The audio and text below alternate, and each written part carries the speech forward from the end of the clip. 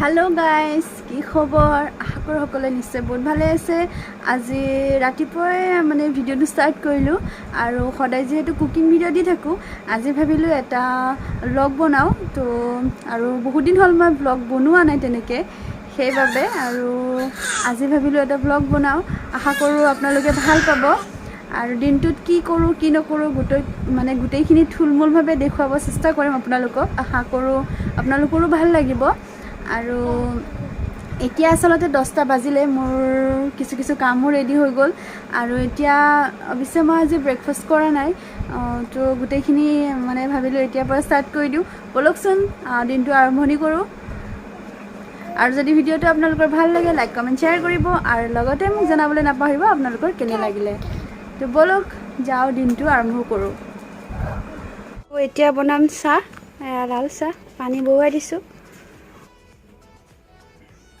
তো চাহখিনি মই বনাই লওঁ উতলি আছে চাহ মোৰ হৈ গৈছে চাহখিনি বাকি লওঁ চাহ ৰেডি খাবলৈ চাহখিনি খাই লওঁ আৰু লগত ল'ম বিস্কুট আৰু নিমকি আৰু চাহ খালোঁ আৰু চাওক আমাৰ পাৰকেইজনী আমাৰ ওচৰৰ খুৰীহঁতৰ ঘৰৰ পাৰ হয় আমাৰ ঘৰত প্ৰায় আহে মৰ্ণিঙত দুপৰীয়া আৰু ইভিনিঙো আহে প্ৰায় আৰু সেইবাবে মই চাহ খোৱা দেখি সিহঁতক ভুজিয়া দিছোঁ আৰু লগতে চাউলো দিছোঁ খাবলৈ আৰু সিহঁতে কি ধুনীয়াকৈ খাই আছে পাৰ চৰাই সঁচাকৈ বহুত ভাল লাগে মোৰ আপোনালোকৰ ভাল লাগেনে বাৰু আৰু এয়া চাওক ফিভানক ব্ৰিটেনিয়া থিনাৰ বিস্কুট খুৱাইছোঁ কিন্তু সি খাবলৈ বহুত অশান্তি কৰে আচলতে সি খোৱাৰ টাইমত খাবলৈ দিলে বহুত অশান্তি কৰে বাকী টাইমত ইমান অশান্তি নকৰে আৰু এইপিনে মই গাখীৰ গৰম হ'বলৈ দিছোঁ যিহেতু আমি ব্ৰেকফাষ্ট কৰা নাই মই ব্ৰেকফাষ্ট কৰি ল'ম এয়া সান্দহগুড়ি মা আৰু মই মিলি খুন্দিছিলোঁ আজি মৰ্ণিঙত ভাবিছোঁ এয়াকে খাম বেলেগ একো নবনাওঁ যিহেতু দেৰি হৈ গৈছে এতিয়া তো এয়া মই বাতি এটাত লৈ ল'ম আৰু এইখিনি মই খাম গাখীৰ কল আৰু চেনিৰে এনেকৈ আপোনালোকে বাৰু খায়নে যদি খাই জনাবচোন আপোনালোকৰ ভাল লাগেনে মোৰ হ'লে ভাল লাগে হয়তো কাৰোবাৰ ভাল নালাগিবও পাৰে গাখীৰ দি লৈছোঁ চেনি দি দিলোঁ আৰু ইয়াতে আৰু এইপিনে মই মাছ ফ্ৰাই কৰি আছোঁ কাৰণ হাজবেণ্ডে বজাৰৰ পৰা মাছ আনিছিলে যিহেতু মাছখিনি থৈ দিলে বেয়া হৈ যাব সেয়াই ভাবিলোঁ একেলগে ফ্ৰাই কৰি লওঁ এইখিনি ফ্ৰাই কৰি আছোঁ আৰু লগতে মই ইপিনে দাইল হ'বলৈ দিছিলোঁ এয়া চাওক দাইলখিনি মোৰ ৰেডি হৈ গৈছে বনোৱা ষ্টাৰ্ট কৰি দিছোঁ এতিয়া আপোনাৰ দেৰি হৈ গ'ল আৰু এয়া মাছ ফ্ৰাই যিহেতু দুপৰীয়া ভাগত বহুত গৰম পৰে সেয়াই ভাবিলোঁ সোনকালে বনাই মেলি আজৰি হৈ লওঁ আৰু ঘৰত জলকীয়া বিশেষ নাই সেইবাবে ভাবিলোঁ গছৰ পৰাই কেইটামান জলকীয়াকে ছিঙি আনো এয়া জলকীয়া কেইটা মই ছিঙি ল'ম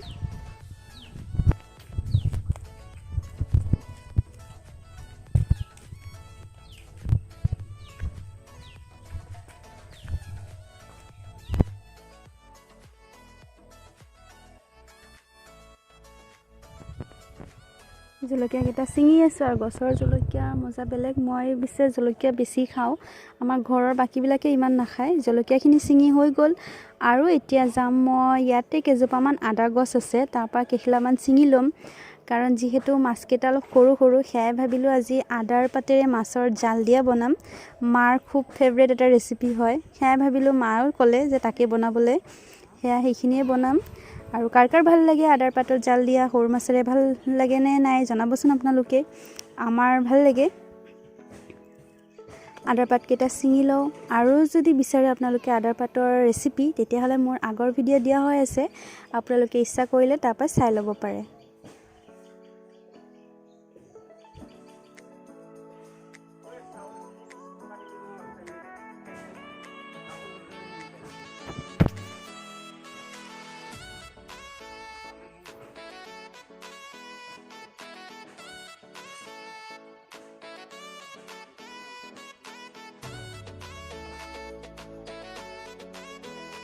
আদাৰ পাতকেইটা ছিঙি আনি ইয়াতে অকণমান ধুই লৈছোঁ যিহেতু বৰষুণ পৰি থাকিলে তেনেকৈ বালি চালি লাগি থাকে সেয়াই বাহিৰতে বাৰু ধুই লৈছোঁ আকৌ মই বনোৱাৰ আগত ভিতৰত ভাল পানীৰে পৰিষ্কাৰকৈ ধুই ল'ম আৰু এইপিনে মই মাছ ফ্ৰাই মানে বহুৱাই থৈ গৈছিলোঁ হিটটো কমাই দিছিলোঁ বাবে পুৰি যোৱা নাই আৰু মাছখিনিও মই ফ্ৰাই কৰি আছোঁ আৰু লগতে আনিছে অকণমান মাংস এইখিনি মই ভালকৈ ধুই মেলি ল'লোঁ।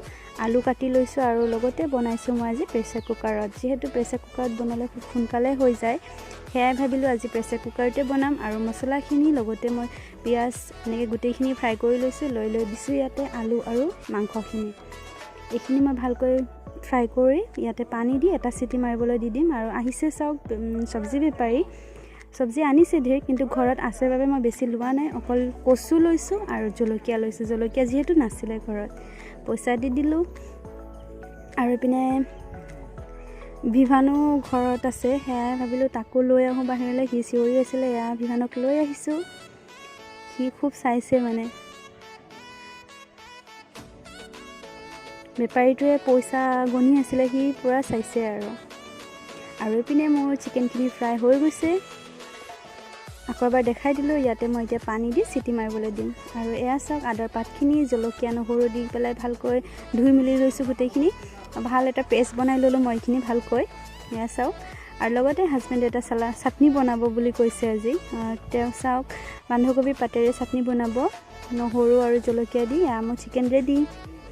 চিকেনখিনি নমাই লৈছোঁ এই বাতিটোতে, বেছি অনা নাছিলে সেইবাবে। আৰু এয়া হৈছে বন্ধাকবিৰ চাটনিখিনি, পিচি ল'লোঁ ভালকৈ।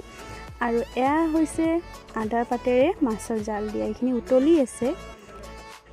আৰু মই মৰ্ণিঙত কাপোৰ ধুই দিছিলোঁ আৰু সেয়া শুকাই গ'ল। যিহেতু ইমান ৰ'দ দিছে সেইবাবে শুকাওঁতে বেছি টাইম নালাগে। কাপোৰখিনি মই উঠাই ল'লোঁ। আৰু ভাত পানী মোৰ গোটেইখিনি বনাই মেলি কামখিনি কিছু ৰেডি হৈ গ'ল। আৰু যিখিনি আছে মই বাকীখিনি এইখিনি কৰাৰ পিছতে মই কৰি ল'ম। গেছটো চাফা কৰি থ'লোঁ, যিহেতু কিটচেনৰ কাম কমপ্লিট হৈ গ'ল। ভাতটো বনাবলৈ আছে, সেইটো মই খোৱাৰ আগত বনাই ল'ম। আৰু এয়া চাওক আমি আচলতে ভাত পানী খাই কেতিয়াবা আজৰি, কিন্তু মই ভিডিঅ'টো বনোৱা হোৱা নাছিলে তেতিয়া। আমি শুই উঠিলোঁ মানে আমি কেতিয়াবাই উঠিলোঁ। আৰু চাওক ভিভান এতিয়া উঠিছে, উঠিয়ে খেলা পূৰা একেবাৰে ষ্টাৰ্ট কৰি দিছে।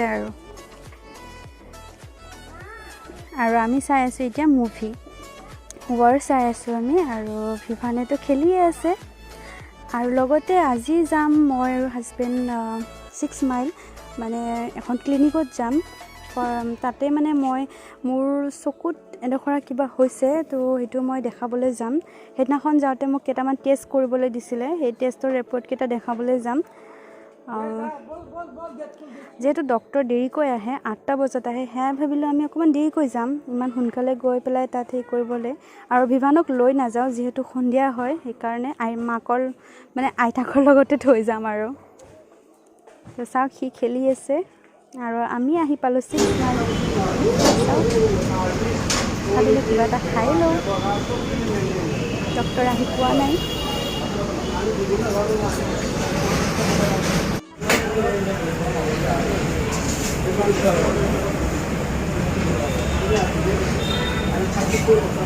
পাঁচখন খুলিয়ে দিলোঁ আৰু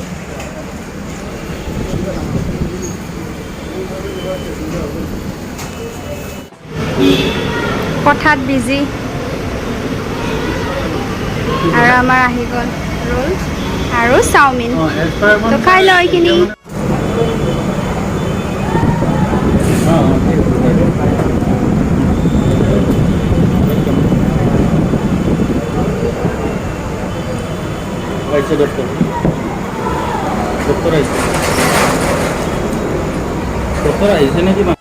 ফাৰ্মাচী আহিছোঁ মই চেম্বাৰত। এইখিনি মোৰ কি হৈছে দেখুৱাবলৈ, চাই লওঁ কি কয়, তাৰ কাৰণে আহিছিলোঁ পৰহি। মই দেখুওৱা হোৱা নাই ব্লগটোত, আগৰ ব্লগত মই সেইদিনাখন ব্লগ বনোৱা নাছিলোঁ।